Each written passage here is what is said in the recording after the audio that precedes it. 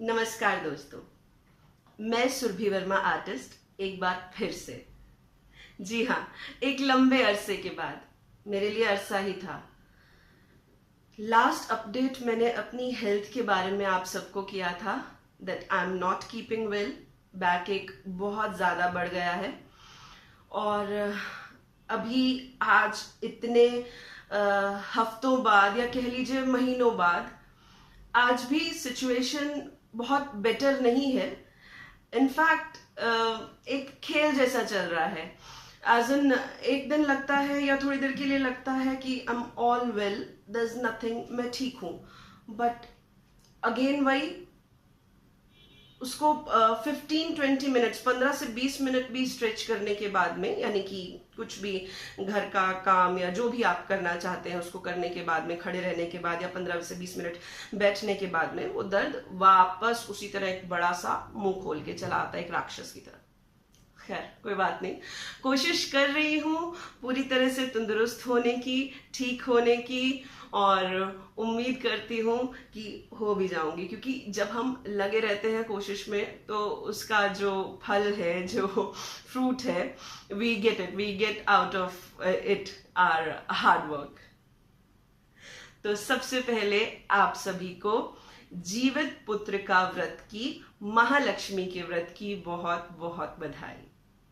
आज जीवित पुत्र का व्रत है, जिसे पूर्वांचल में, यानी कि अगर हम बात करें बनारस और बलिया, गाजीपुर, ये साइड के जो यूपी के एरियाज हैं, या बिहार भी, पार्ट्स ऑफ बिहार ऑल्सो, तो इसको ज्योतिया के नाम से जाना जाता है। जीवित पुत्र का व्रत, इसे ज्योतिया के नाम से जाना जाता है, जो माताएं यानी कि मम्मियां अपने बच्चों की लंबी उम्र के लिए रखती हैं।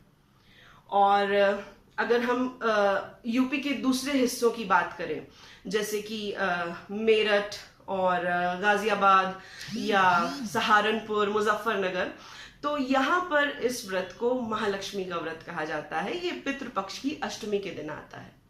तो आप सभी को इस व्रत की बहुत बहुत बधाई। और आज ये व्रत है और मेरा भी व्रत है। आप देख सकते हैं अभी बालों में तेल लगा हुआ है, क्योंकि जब तक हम कथा नहीं करते हैं तो we are not allowed to have water, पानी या कुछ भी आप नहीं ले सकते हो। और ये व्रत खुलता अगले ही दिन है, खाना आप अगले ही दिन खाएंगे। और ये भी मेहरबानी है हमारे बड़ों की, जिन्होंने इतनी लीवरेज हमें दी है। नहीं तो पहले ये व्रत कैसे होता था कि आपने आज सुबह से शुरू किया, आप पूरा दिन निर्जल रहेंगे, पूरी रात निर्जल रहेंगे, और अगले दिन इस व्रत को आप खोलेंगे। बट कुछ लोग अभी भी, बहुत सारे लोग अभी भी इसको इसी तरह से निर्जल ही निभाते हैं। बट थैंकफुली ये थोड़ा सा लीवरेज मेरी मदर इन लॉ ने मुझे दिया है कि कथा के बाद में पानी पी लेना, सो आई डू दैट। तो अभी बालों में तेल वेल लगा है, थोड़ी देर में या मे बी शाम तक सिर धोऊंगी, नहाऊंगी, और उसके बाद में पूजा करके तब कुछ फ्रूट्स या पानी, दूध, चाय, आप जो चाहे आप ले सकते हैं।